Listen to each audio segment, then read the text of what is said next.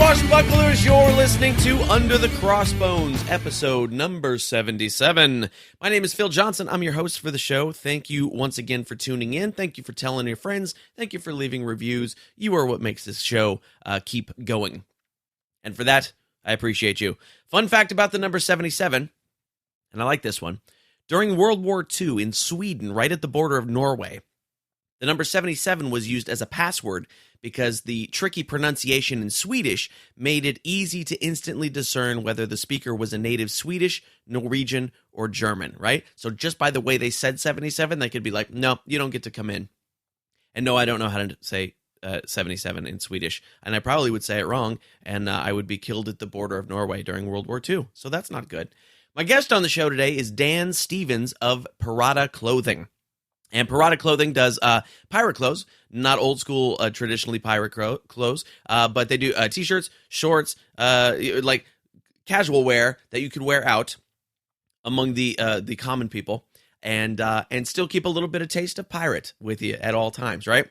So even like polo shirts and things like that, they make some really cool, modern-y kind of stuff for us pirate fans to wear out among the peoples without looking weird. I know some of you just go out to the 7-Eleven with your sword on your hip and your parrot on your shoulder and your hat on your head. That's good. A lot of us can't get away with that one, but if you do, good for you. So we're going to talk to Dan today. It's a fun interview. You're going to dig it. And we're also running a contest. We're going to run a giveaway on this one. And all you have to do is go to underthecrossbones.com/win. Win, W-I-N, right? Yeah. And you can win a treasure box from Pirata Clothing, which I believe includes a t-shirt and a decal. And but they got some cool t-shirts. So if you want to win some free stuff from Pirata Clothing, go to underthecrossbones.com/win. Also, side note, a little bit of foul language in this episode. So if you got some kids in the car with you or whatever, just maybe save this episode for later on. But it's all good. You're an adult. You've heard it before. So, Super Bowl, if you're a Patriots fan, congratulations to you. If you're a Falcons fan, sorry, that didn't work out for you. If you are like me and don't really care one way or another, I hope you got some reading done on Sunday. I did. Got some things accomplished. Took the photo for my next the album cover, my upcoming single. So that's in the works. I saw the first half of the game up through halftime because it happened to be on at the Mongolian barbecue restaurant that we were at. That's how I got my girlfriend to help me take the picture for the album cover. I had to promise her Mongolian barbecue for dinner and or lunch whenever we were there. And so they had it on, and halftime was on, but there was no sound. And so we were just watching Lady Gaga fly through the stadium with no sound, and it looked like a really big budget Saturday Night Live sketch. But I'm sure if you listen to it, it was probably better. I heard it was good, but yeah, we sort of watched it in silence and giggled a little bit. So I had an interesting show over the weekend. Saturday, I was playing at the Ukiah Valley Conference Center in Ukiah, California, and fun show. It's always a good show there. And but the new material I've been doing relies on the audience to not make a snap judgment without hearing the rest of the joke. It's more difficult material that I've been doing these days, and that makes it fun for me and fun for the audience when they're on board. And I was having a little bit of a rough time with this set, but a lady came out after the show, and I was at the merch table selling some T-shirts and things, and the lady walked up to me and she goes, "You have a real knack for pulling the rug out from under people." And I said, okay, because this didn't sound like it was going to be a conversation I wanted to hear the rest of, but there was my knee-jerk reaction, right? And so I said, "How do you mean?" She said, "Well, you're really good at kind of making fun of things that people hold very sentimental value to." And I still didn't like the direction of this conversation. And I was like, because I was going to be like, maybe you shouldn't do that. That was my thought. And so I'm like, yeah, well, we gotta do what's gotta be done. Ha ha ha, jokey. And then she kind of looked at me for a second and she went, "You're very good at it. Keep doing that." And I was like, oh, okay. All right, good. So now we know where we're going. So, right. So these knee-jerk reactions, these snap judgments, these are things I've been thinking quite a bit about. Because like I said, with the new material I've been doing in my show, if you just hear the words right at the beginning, you're going to be not happy with me. But if you listen through to the end of the joke or the end of the bit and you pay attention and you keep going with me, we're going to come out the other side in a good place, and that is very fun for me. But I'm seeing, unfortunately, a lot of that kind of stuff just out in the regular world too, right? We see the knee-jerk reactions from both sides on everything, right? The one thing that's gotten to me recently is the protests about Milo, what's his face, speaking on campuses. Now, here's the thing. Milo's a Class A jackass. I have no problem with that idea. He is what really bugs me about the guy, and not to get political at all, what bugs me about the guy is that he considers himself a comedian. And he will say that, I'm a comedian, I'm making jokes. And I've yet ever to hear anything resembling joke structure come out of that guy's mouth. So from just a comedian point of view, I have a big problem with the dude. But here's why I have a problem with the protests and the things like that, right?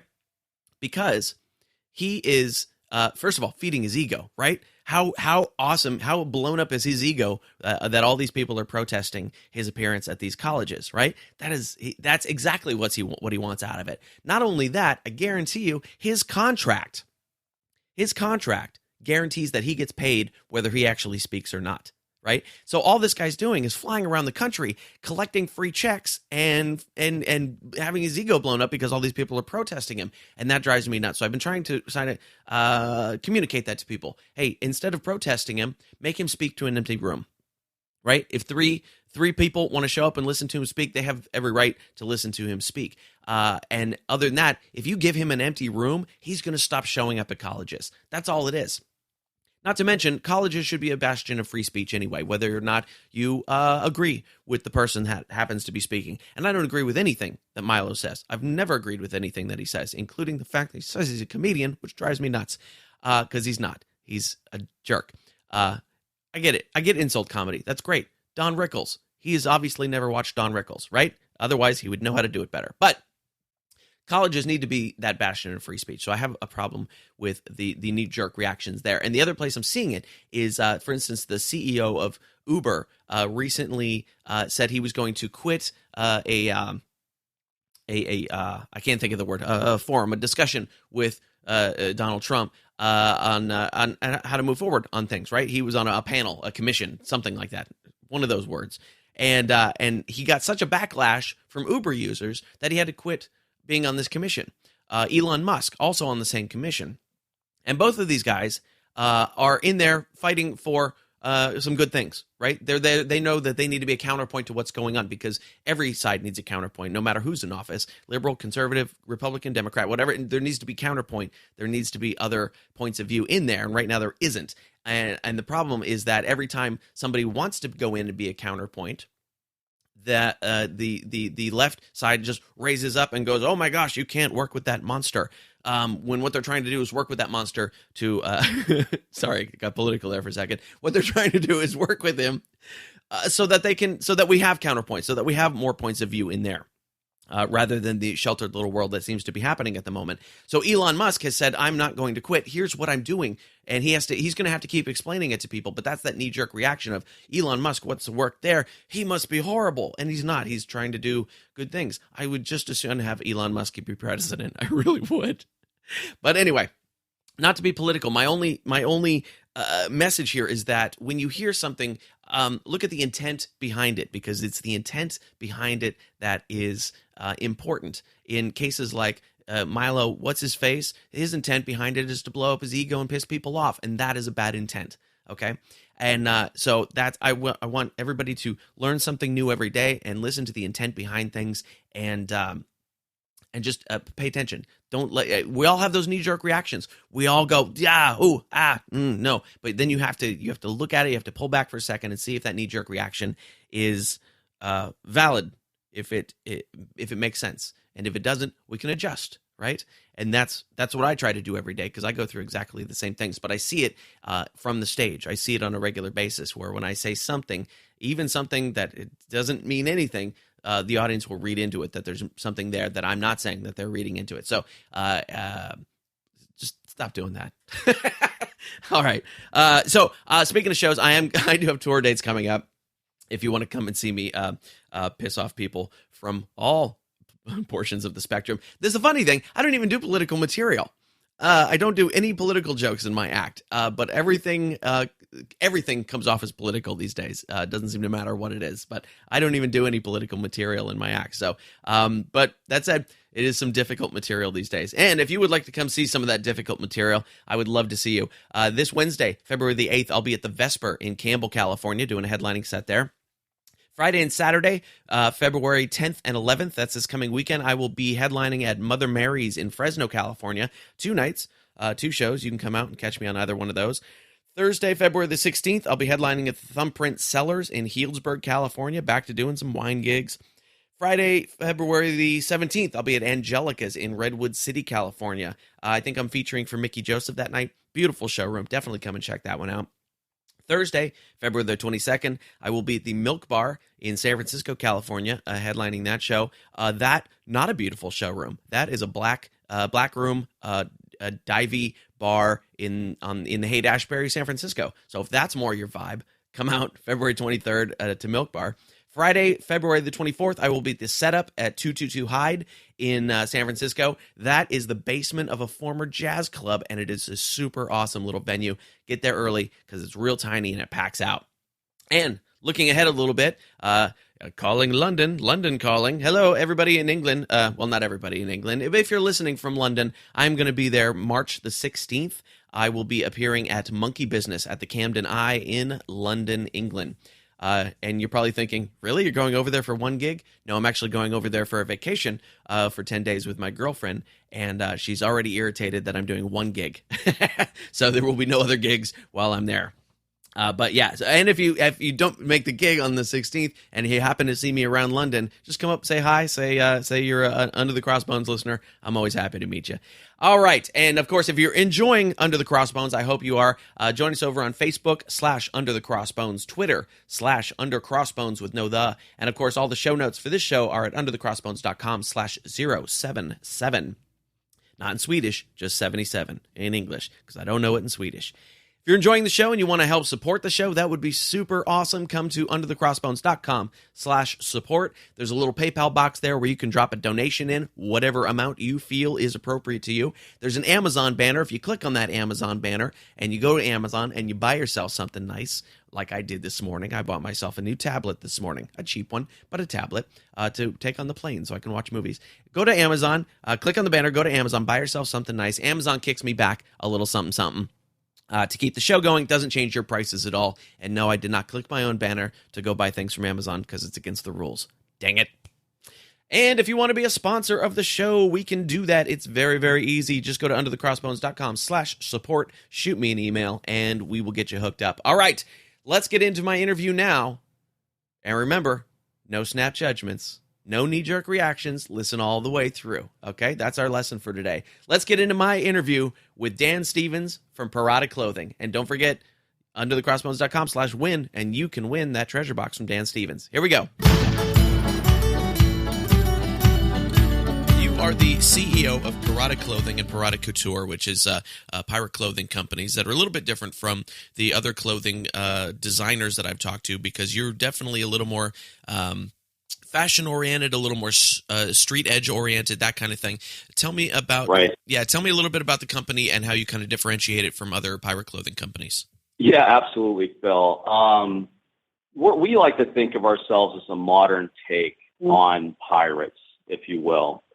You know, really, this all goes back very many years, kind of, and it comes up later in my life.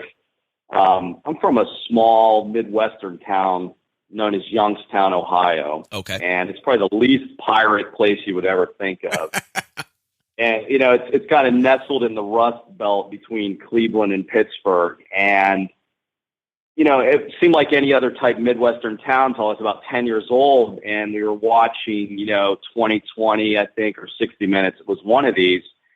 And it was Youngstown, dubbed Mob Town, USA. Huh. And we're all sitting around our middle class neighborhood going, we're the mob town? Like, what the heck is this? And so long story short, you know, it was, you know, very heavily ethnic area with a lot of mafia influence. And again, the least pirate thing you could ever imagine.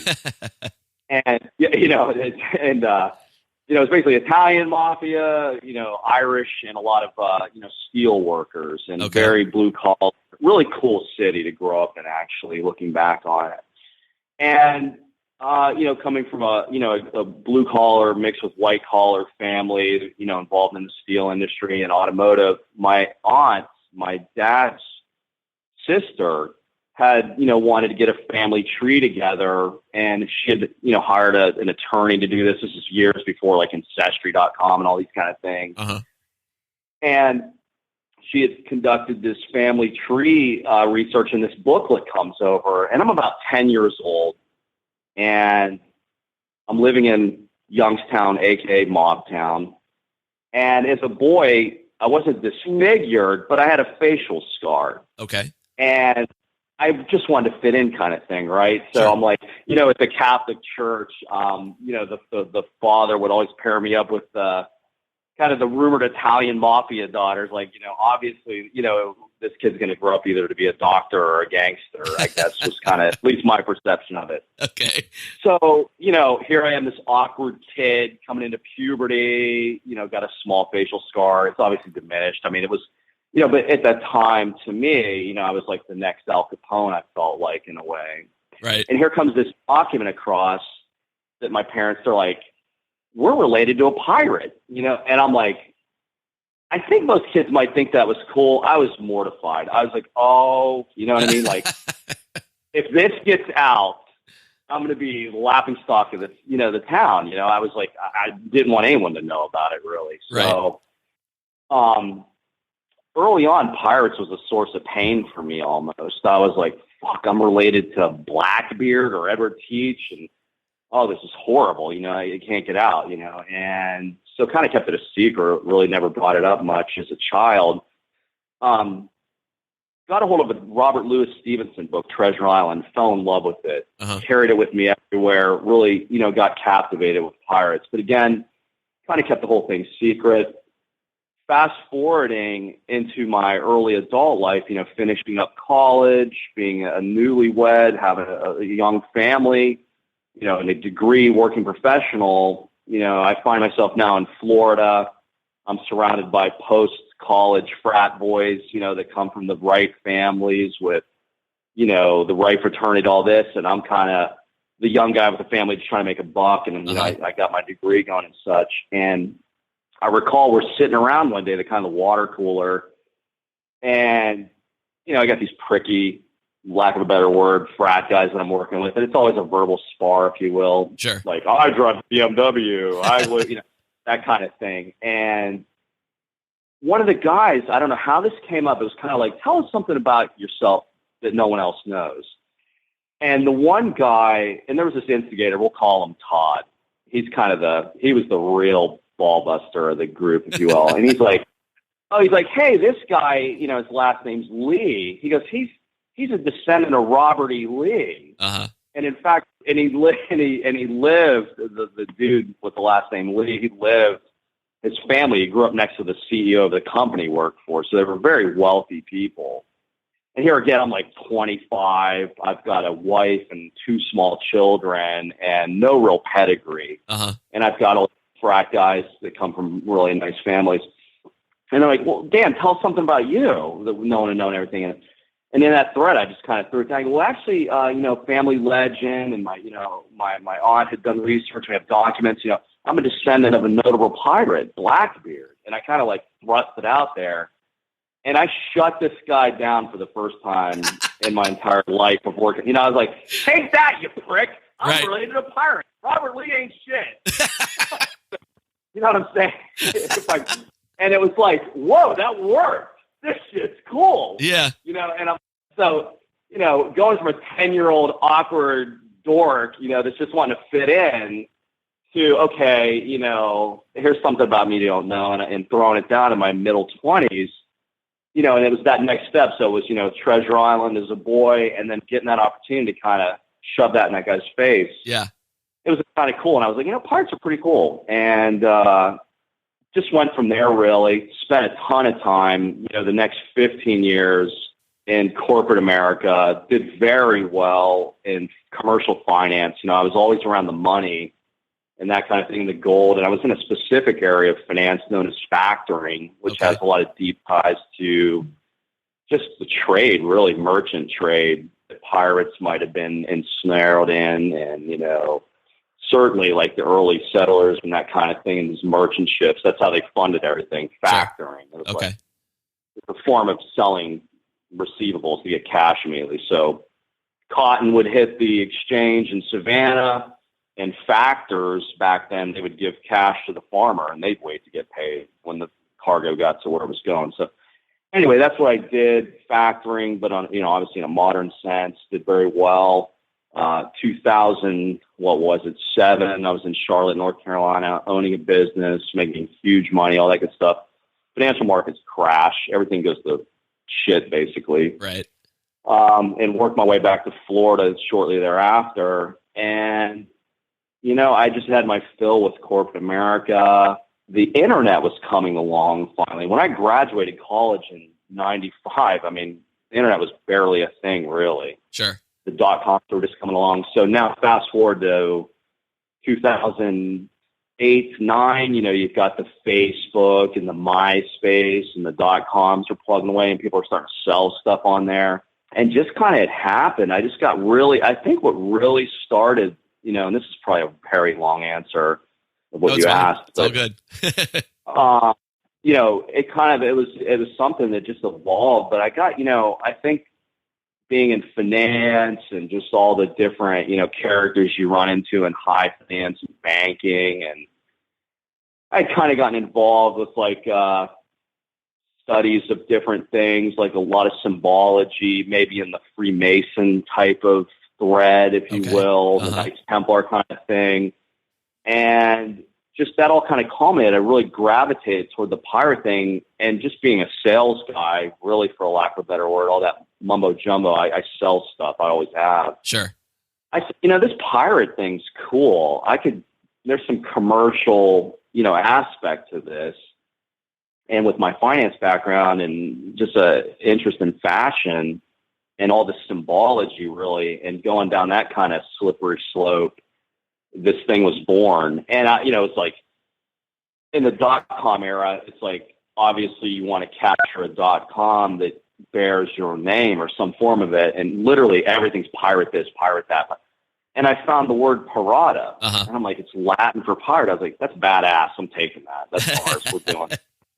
So yeah, and it had a fancier edge to it.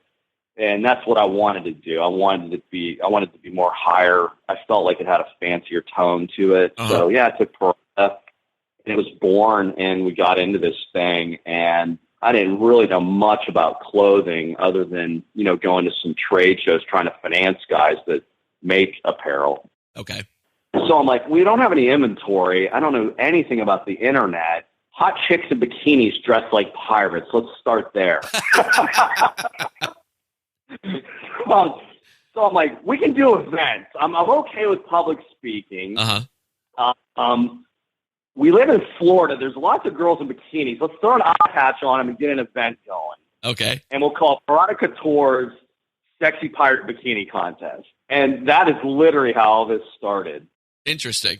Yeah, we we went to a few bars, and we're like, here in Florida, well, it was kind of like a perfect storm.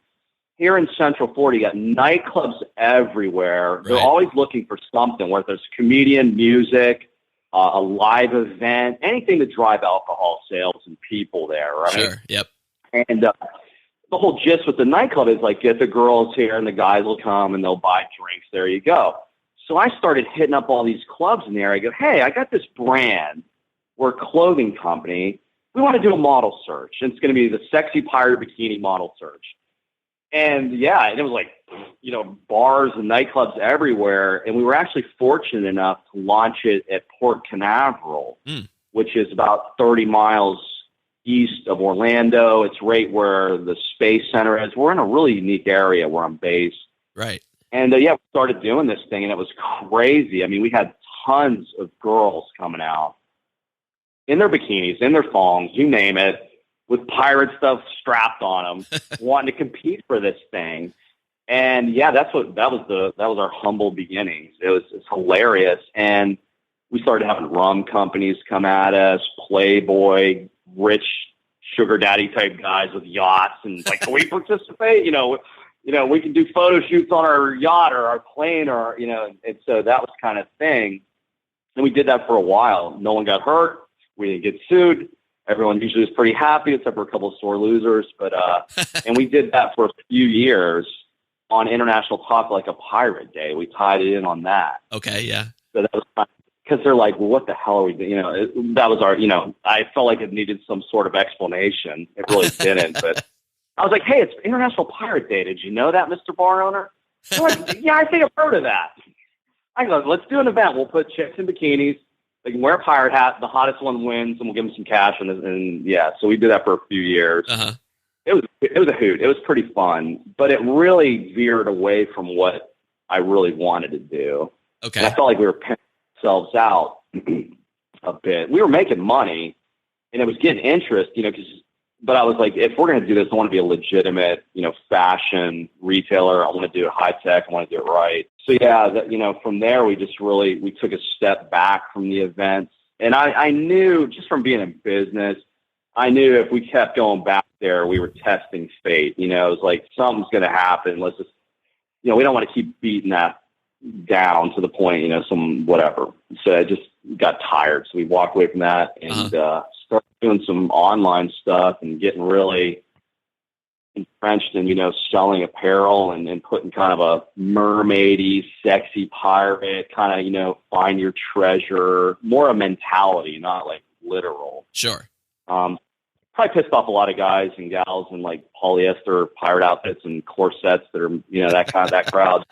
They would show up to our events and they're like, wait a minute, this is not medieval times meets Renfest. Right. We got like Maxim chicks running around bare naked almost, you know, it was hilarious. But I was like, hey, like, this is real pirate shit. Like this, you know, the pirates I looked at, they have wenches a mile deep. You know what I mean? It's like, there's hot girls here. We're slinging rum. This is how it's done. Uh-huh. Not, you know, feathers and corsets and, you know, that BS. I hate to say that, but I almost find that offensive, that whole side of it. Why is that? I just don't think it's really true. I don't think Blackbeard would be running around with my mom in a corset. You know what I'm saying? I don't think they could believe me. I'm worried like alienate people. I'm not trying. I mean, God bless everybody. You know, do your thing. I just don't think they're even being true to it. When I see that, I'm just like, this is nothing to do with pirates. And you know, our younger crowd, we got them so jacked up into pirates, they'd hit up some of these other things, and they're like, whoa, that's like weird. That's not even on point with what we're thinking here that this would be. So, but yeah, you know, I think, you know, in the sense of a modern pirate, like if they were here today, you know, I think we're kind of getting it right in terms of the image and the way we roll, man.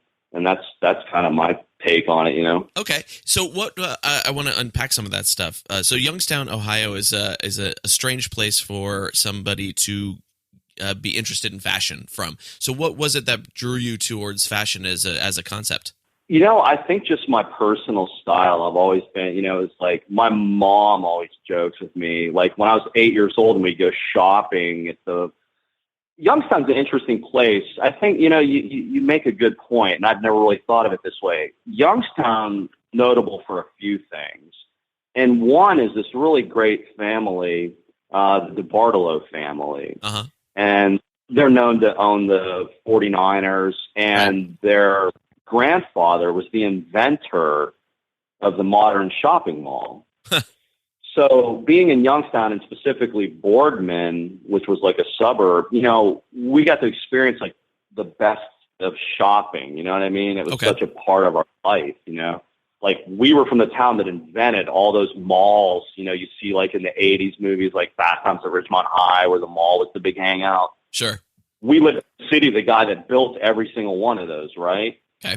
So what's malls have clothing, they have fashion in them. So I was always exposed, always liked the nice clothes. My mom, getting back to that topic, she always joked, you know, I'd walk in as like even an 8-year-old and want the 3-piece suit that was like $200 as a kid. I don't know. I like to dress well. I just was always I've always been attracted to things that are aesthetically pleasing. Like in finance, always against the big rigs, the big jets, like stuff that looks cool as shit to me. You know what I mean? That's so, I guess, I don't know, man. That's kind of sort of part of it, I guess. No, that makes sense. And so the other thing I was going to ask you is, give me when you're a kid in Youngstown, What years are we talking there, just to have sort of a perspective on that? Yeah, I'm born in 71. Okay. And up until, early 80s. Okay. And then we relocated to Florida, down to Florida here in Central Florida. So, yeah. And then I spent my teen here in Florida. Okay, that makes it make more sense why you wouldn't necessarily talk about your pirate background, because pirates weren't necessarily a big thing then like they are now, post Johnny Depp. Right. Say. Yeah. Oh, absolutely. Yeah. And again, being from like a suburban, upper middle class, kind of a trendy little area, with the malls, and I just wanted to fit in, be a cool kid. I didn't want to be the weirdo pirate guy with the cheek scar. You know what I mean? So right. kept it on the low, but it's so hilarious. It's like my happy place now. I can't live without it. I love it. It's just kind of a thing. Yeah, it's nice that sometimes you can turn that kind of stuff into an advantage for yourself. Yeah, definitely. But yeah, that was and my son, who's in his early 20s, he's actually a high fashion model, and he's involved with some of the design here, and he's worked with companies like Louis Vuitton and as a model, and some of those higher end fashion brands. He's done a runway show just recently. Nice. For New York Fashion Week. He repped Ozzy Osbourne in this big charity thing. It was super cool. This designer, he's the man. He's such a cool, down to earth guy. His name's Johnny Darr. He's a big time fashion designer, and he has this great charity, Jeans for Refugees, and all these. So he decorates them up.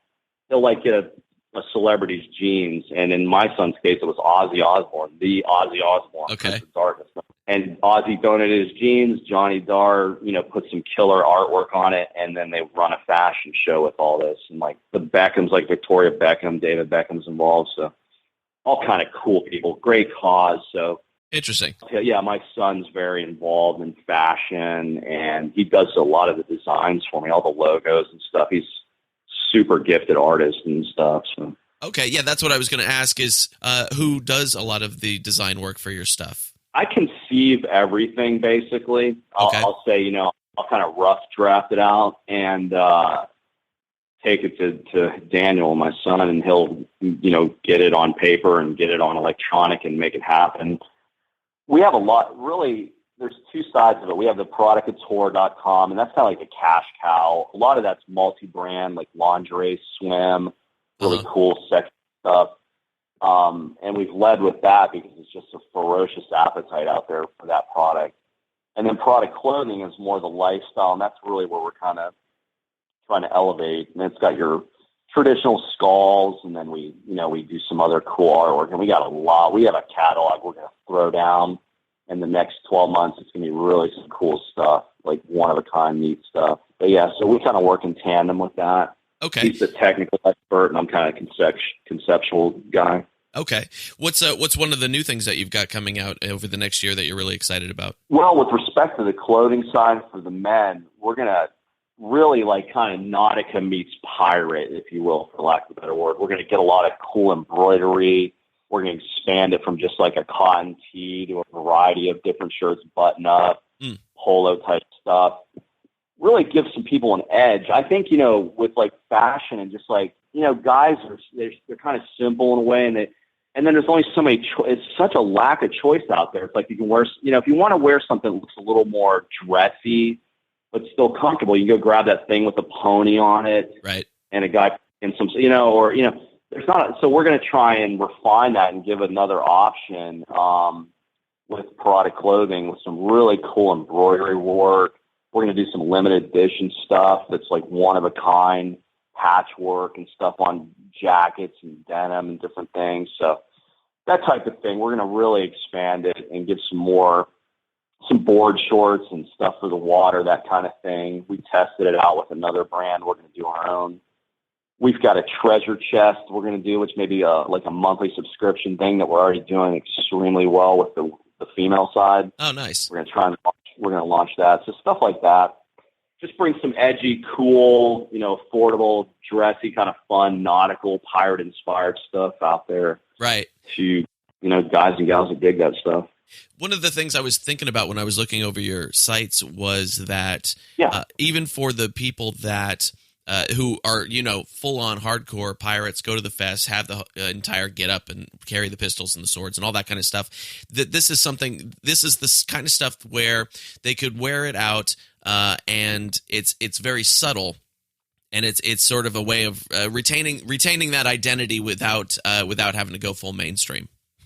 Exactly. Yeah, absolutely. I don't want to sound like I was any of that anti-festival guy stuff. We go to Gasparilla every year. We've got accounts, so we love it. You know what I'm saying? Like right. that type of thing. So I think some of the smaller local events that I saw were a little off the mark. But yeah, definitely. It's like, that lawyer or that accountant that's the weekend warrior. He's got his pirate get up and the sword guns. It's like, hey, when he's at the golf course or when he's out with his wife or significant other and wants to wear a little flare, but not a feather cap, here you go. We have an option for you. Right. That's the gist of it. Yeah. I like the idea that the skull and crossbones could take the place of the tiny pony and alligator on the polo shirt. Yeah, I know. That's what I'm. Yeah, exactly. That's exactly. I would love. Well, because I'm like, I don't play that. I don't play polo. Yeah. Like, why do I have 16 of these shirts in my closet? You know what I'm saying? I was just like, yeah. Anyway. Yeah, I swore those shirts off long ago because I had a warehouse job where we had to wear polo shirts, and so as soon as I quit that job, I threw out all my polo shirts, and I never, ever wore one again. Yeah, right on, man. I know. You'll see me with our stuff on now. It's really good quality, and it's one of a kind, so yeah, we humbly and thankfully love all our customers that are taking it on, and it's really the cool thing about this business is we've gotten to meet some awesome people. Like one that comes to mind when we were early on doing some of those events, we partnered up with Kelly Nichols, who's a rock star from the band LA Guns back in the day. Bass player, right? Yeah, exactly. Super awesome dude. And he dabbles. I think he had a brand going, and it's I think he put it on hiatus, but he does a lot of awesome artwork. But yeah, we partnered up on an event, got to meet with him and hang out. He's an awesome dude. Nice. Pat Croce with the St. Augustine Pirate Museum. Nice, yeah. Got to dialogue with him. It's just like the cool people you meet around this scene. It's just amazing.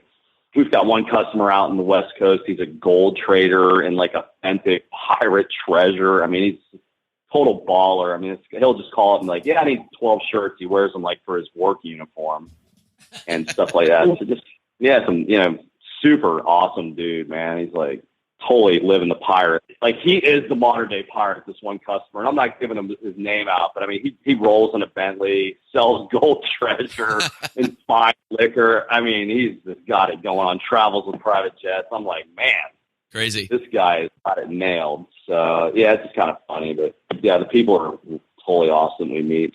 Yeah, I agree. I've talked to some amazing people doing this show, which has brought me deeper into the community. And I think in any community, you're going to find people who are cool that you didn't expect. I certainly found the same thing in the comedy community when I got into that, and in the music community as I've done that. And I think you just sort of filter the interesting people towards yourself when you do those types of things. Right. Awesome. Very cool. So the best place online for people to find out what you guys are doing is pirataclothing.com and piratacouture.com, correct? That's correct. Great. Is there any place else where you hang out online where people can connect with you? No, we have Instagram with those same handles. We keep that fairly up to date. You can join our mailing list. We have a really good mailing list, and we send stuff out. We got some giveaways we do. Those are good ways. So sign up for our newsletter. Our social media is very good. If you want to keep up to date, we're going to be hanging out in Gasparilla in January. That's a huge pirate festival down there. Yeah, super awesome. Yeah, I think it's one of the biggest flotillas in the country. It's one of the biggest parades. So super awesome time out there. You'll see every end of the spectrum, from the college crowd all the way to the diehard pirate fans. So it's a pretty cool time. Yep, I keep trying to get down there for that one. Oh, it's well worth it. You'd have the time of your life. It's super fun. Nice. Captain Morgan's out there, everything. Sure. Excellent, Dan. Well, this has been fun, man. I'm glad we got a chance to do this. Likewise, man. I appreciate it. All righty. I'll talk to you again soon. Sounds great. Thanks, Bill. You bet. Bye-bye. Bye. And there it is, friends. That is my interview with Dan Stevens of Pirata Clothing. And, of course, you can win the treasure box from Pirata Clothing. All you have to do, go to underthecrossbones.com/win, and you'll see the little raffle copter thing there. And there's a variety of ways that you can enter. And I hope you win. I hope you win. You, right there, listening right now. You might not, because lots of people will enter. But definitely go enter, all right? Underthecrossbones.com/win to win the treasure box from Pirata Clothing, all right? Now, February 11th is coming up. Did you know that? And if you're not going to be in Fresno, California, watching me at Mother Mary's, then you are probably going to be in Grand Prairie, Texas. Yes, mark your calendars, friends. Saturday, February 11th. February 11th, that's this coming Saturday. For Pirates on the Prairie 6. This is an annual concert hosted and headlined by the Bilge Pumps, who you've heard on this show. And they're going to be bringing their fun, drenched show, comedy, music, all sorts of stuff to the Uptown Theater in Grand Prairie, Texas. And you can catch my talk with Craig Lutke of the Bilge Pumps on episode 53 of Under the Crossbones. They're going to be there headlining the gig. Also performing is Pride of Bedlam. You get the Bilge Pumps and Pride of Bedlam on the same show. That's awesome. Pride of Bedlam, also a huge favorite on the Texas pirate scene and all over the country and on this show. You can hear my talk with Dane Bennett from Pride of Bedlam in episode 59. That was a really good one. Not only do you get to see the Bilge Pumps and Pride of Bedlam, you're also going to be treated to some salty pirate poetry by Sea Dog Slam in the library. Jeez, my mouth is not working today. In the lobby before the show. There is no library in the theater.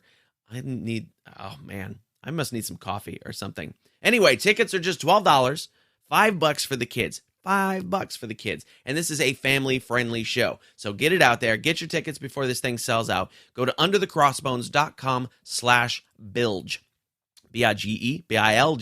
That's Pirates on the Prairie 6, featuring the Bilge Pumps, Pride of Bedlam, and Sea Dog Slam on Saturday, February 11th at the Uptown Theater in Grand Prairie, Texas. Get those tickets at underthecrossbones.com/bilge. That's this Saturday, February 11th at the Grand Prairie Uptown Theater. All right. Oof, managed to get through that one. Sorry, Craig, if you're listening. That was not my best bag. I should just stop talking now. My mouth has decided not to work. Under the Crossbones, that's this show, is also sponsored by Pirate Radio of the Treasure Coast, WKKC-DB, playing the best music and Pirate Talk Radio. You can listen to this show on both their stations. Just go to pirateradioofthetreasurecoast.com or pirateradiotc.com, and don't forget to download the apps Pirate Radio Treasure Coast, which is the music station, and Pirate Radio Talk, which is the talk station. And if you're listening to us on Pirate Radio of the Treasure Coast, thank you for tuning in. I know there's lots of you out there in a variety of countries and cities all over the place. So welcome to the show. And remember, you can always get the show downloaded, every new episode downloaded right to your phone every week. If you subscribe at Under the Crossbones through iTunes or Stitcher or Google Play or Slacker or iHeartRadio, wherever you like to get your podcasts. Now, speaking of all those people that are out there, I would like to know a little bit more about you, because I want to do more live podcasts like we did in Burbank earlier this year, and I want to know about guests that you might be interested in hearing about, and all that kind of stuff. So I need to know a little bit more about you out there in my audience. So if you would do me a big favor, go to underthecrossbones.com/survey, and there's a short little survey there that will take you 2 minutes, if that, to fill out, and that would be very, very helpful for me to find out where I need to take this show in order to make it the best show that I can for you. Okay, so do that for me, underthecrossbones.com/survey. And last but not least, make sure you get that Alexander Exquemelin ebook, Pirates of Panama, Buccaneers of America, all good stuff. It's 2 titles, same book. But you can get it at underthecrossbones.com. Click the free ebook thing, and you can get the download there. Or if you're out and about and all you got your phone, just text the word pirate and your email address to 94253. Text the word pirate and your email address to 94253, and I will kick you back a link to download Alexander Exquemelin's Pirates of Panama. All right. That is our show for today, friends. Thank you very, very much for tuning in. I always appreciate it. If you haven't left an iTunes review yet, go get yourself on over to iTunes. Leave me a quick review. That is always very helpful. Even more helpful is telling a friend in person, online, wherever you have a friend. Tell them about Under the Crossbones because they probably like pirates too. If you want to find out more about Dan Stevens and Pirata Clothing, go to pirataclothing.com. I know you know how all that spelled. And of course, if you want to win that treasure box from Pirata Clothing, go to underthecrossbones.com/win.